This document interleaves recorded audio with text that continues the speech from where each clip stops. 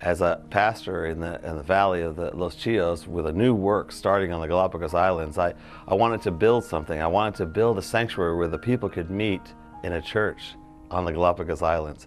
Again, this just thrills my heart that we could start something at the roots of Darwinism. So I had asked a team to come from California, men and women of action, and what a great team they are. What great work that they do around the world to help and hold hands in ministry. And I knew they were coming from California, and I know our people that come want to have all the materials for building and constructing on site so that they can just get right to work as soon as they get there. So I had instructed my disciple on the Galapagos Islands. I said, get everything ready, start building and digging the holes for footers to set down the foundation of the brand new church. Everything was going along until I got a phone call from my disciple. He said, Pastor, you're sitting down? I said, should I be? He said, yes, you should sit down. I sat down and he said, Pastor, we have a problem. I said, what could be the problem? He said, we're digging the footers and we're doing the work and trying to get all the materials ready, but we don't have any sand. I'm a New Yorker, and I thought, look around. You're on an island. There ought to be sand somewhere. He said, no, Pastor, it's not that kind of sand.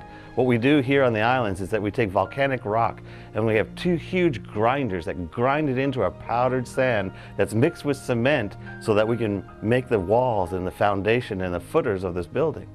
I said, what happened? He said, the grinders have completely stopped and they haven't been working for about a month. Nobody on the island is constructing anywhere. There's no sand to be had, and any little bit of sand that they can make, there's a line in front of us. It will not be ready in these next couple of weeks. In Spanish, we have a word for that, stress. We knew that team was coming, and we knew how to get everything ready to go. I told the disciple, I said, keep digging, keep getting the footers going. The Holy Spirit is above this work, and He's going to do a mighty thing on this island. A couple days went by. I got another phone call from my disciple. He said, are you sitting down? I said, I am. What's the story? He said, Pastor, you're not going to believe this. He said, as we were digging the footers, we broke in to a sand mine on our property. It's the sand that we need for construction. And every time we take out a shovelful, it refills. The miracle of sand, what God has done on the very property that He assigned us to buy. He had a sand mine ready for the exact moment that we needed it.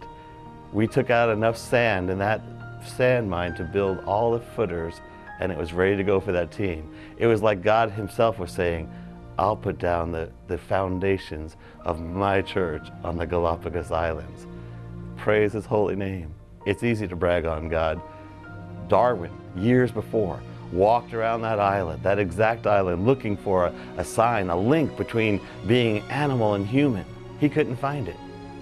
But when we needed a miracle to do the work of God, it was there, because our Bible says, the signs shall follow them that believe.